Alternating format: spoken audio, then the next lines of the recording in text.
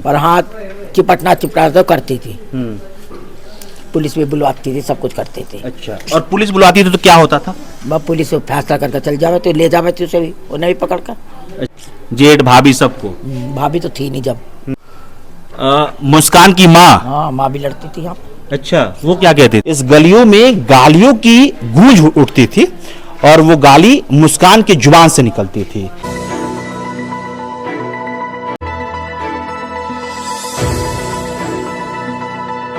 शादी एक शब्द जिसमें दो परिवार की जिंदगी बसती है।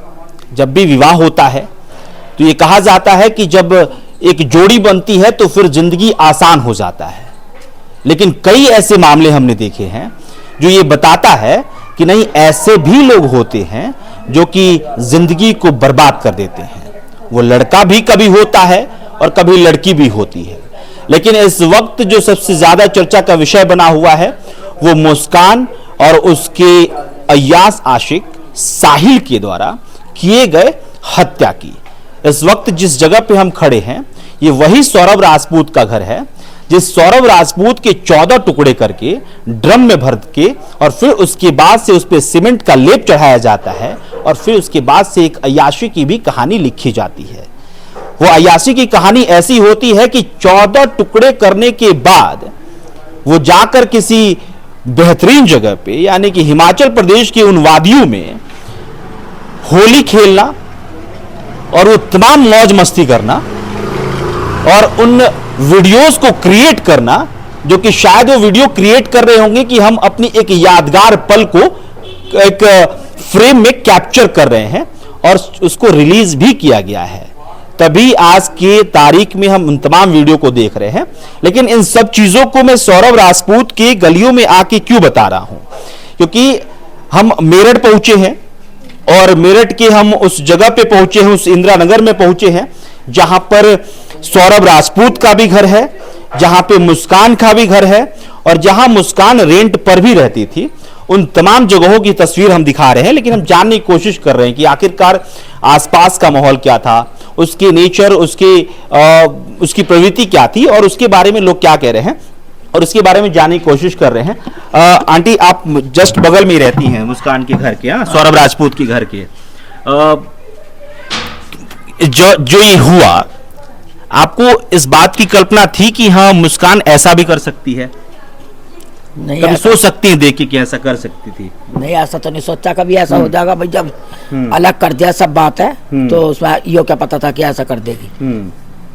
हाँ, ऐसा कर देगी। लड़ाई वगैरह खूब करती थी? हाँ, लड़ाई खूब करती थी। लड़ाई किस तरह की होती थी? मतलब कि एक तो घर में से आवाज आती होगी कि हाँ लड़ाई हो रही है, या फिर सड़कों पे भी लड़ाई होती? सड़कों पे भी। हाँ। सड़कों पे भी लड़ाई होती थी। अच्छा, उस लड़ाई में आप क्या क्या दिखता था? भाई वही गलत दिखाई दे रहे थे हमें तो, उसकी वो बदतमीजी सब बोलती थी जाते। किसी पे हाथ भी छोड़ती थी? नहीं, हाथ तो ऐसा नहीं छोड़ा छाड़ा, पर हाथ चिपटना चिपटा तो करती थी। पुलिस भी बुलवाती थी, सब कुछ करते थे। अच्छा, और पुलिस बुलाती थी तो क्या होता था? वह पुलिस फैसला करके चल जावे तो ले जावे, तो उसे भी उन्हें भी पकड़ कर। अच्छा, किसको पकड़ के ले जाते? सौरभ कर उसी दोनों को, सौरभ को और मुस्कान को पकड़ के ले जाते थे और फिर छोड़ देते थे? हाँ, फिर छोड़ देते। अच्छा, तो पता चलता था कि हाँ क्या थाने गए तो क्या हुआ, क्या बातचीत? ऐसा नहीं पता चला। फिर आते थे और फिर कितने दिन शांति से रहते थे?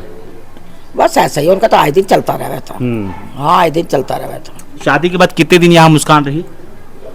1.5 साल रही होगी करीब। हाँ, 1.5 साल रही होगी करीब। और 1.5 साल में हमेशा लड़ाई झगड़ा होते रहता? होता रहा।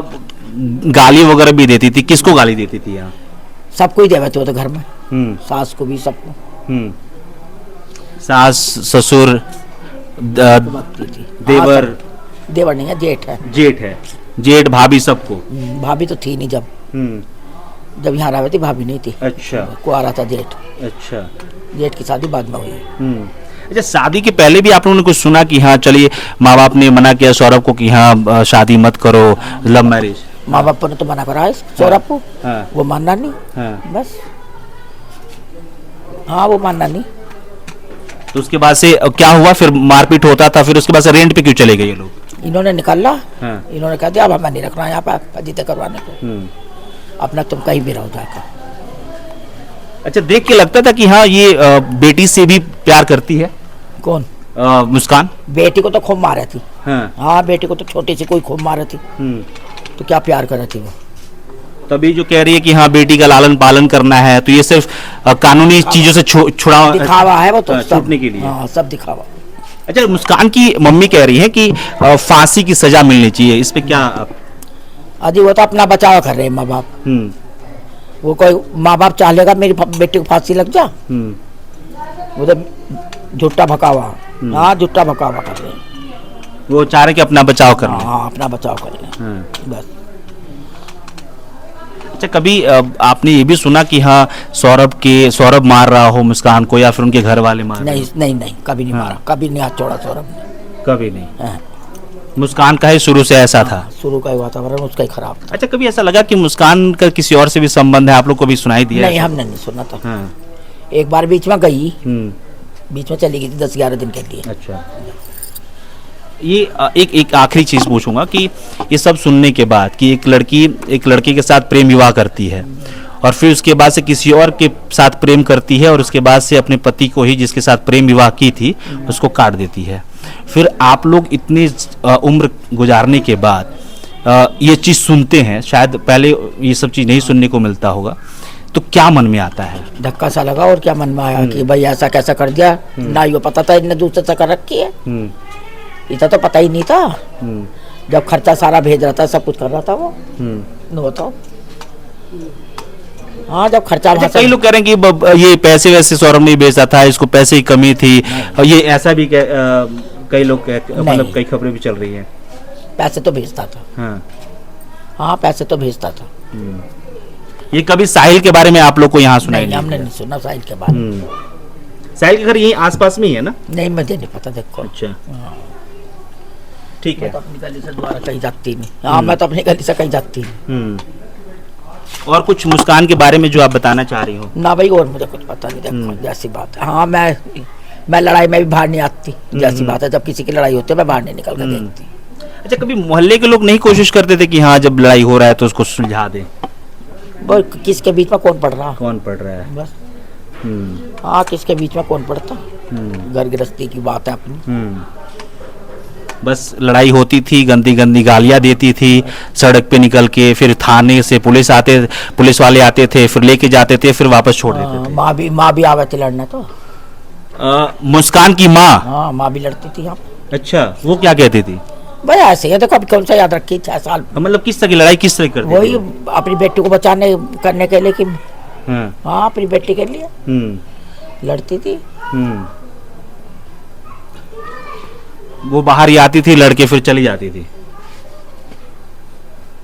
तो मतलब लड़ाई किस तरह की होती थी कि मतलब मेरी बेटी को परेशान कर रही हो, किस तरह की लड़ाई होती थी?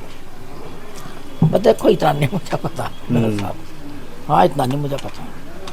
चलिए, बहरहाल इस बात को समझिएगा कि मुस्कान जब शादी करके आई उसके बाद से जो एक लड़ाई झगड़े का सिलसिला था वो रहता था, और इसमें एक और कड़ी जो है वो जो आपने सुना, जो दादी ने कहा कि मुस्कान की माँ भी आके लड़ती थी। हालांकि उस चीज़ को समझ सकते हैं कि हाँ, कोई अगर बेटी कहे कि मुझे परेशान किया जा रहा है तो एक पल के लिए कोई माँ बाप खड़ा हो जाता है, लेकिन हाँ, लोगों का मानना है कि भाई वो लड़की शुरू से ही उस नेचर की थी जिसमें कि वो शादी करके आई, उसके बाद से वो लड़ाई करती थी।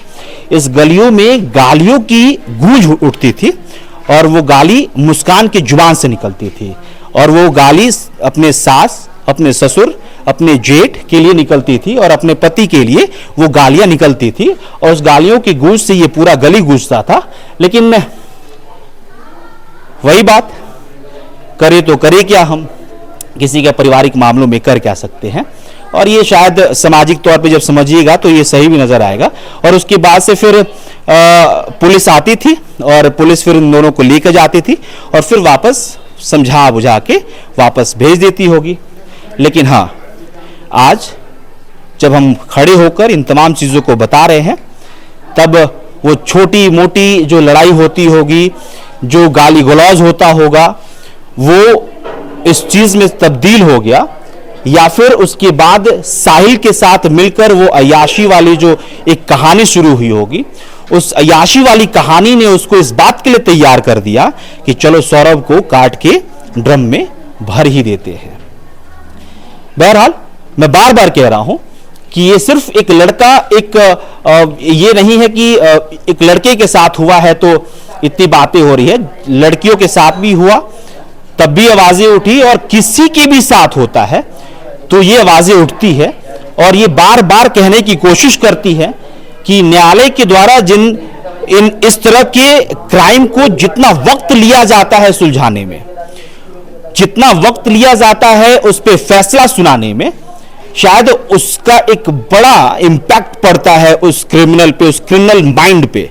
अगर कोई भी क्रिमिनल माइंडेड व्यक्ति किसी घटना को अंजाम दे दिया है और उसकी सजा अगर जोर से चिल्लाकर ये बताती है लोगों को कि अब ये करोगे तो तुम्हें ये सजा मिलेगी, तब शायद कोई अगर उस तरह की घटना को करने जाता है तो उससे पहले 1000 बार सोचता है कि अगर मैं इस घटना को अंजाम दूंगा या फिर दूंगी तो फिर मेरे साथ इस तरह की चीजें हो सकती है।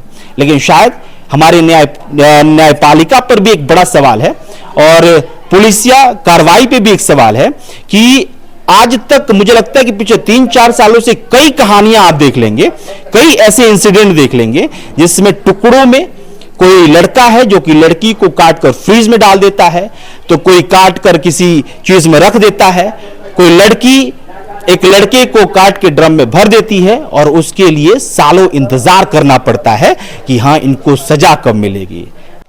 लेकिन बहरहाल मुस्कान और साहिल 15 अप्रैल तक जेल में ही रहेंगे। 15 अप्रैल को अगली सुनवाई होगी और उसमें क्या कुछ होगा वो सामने निकल कर आएगा।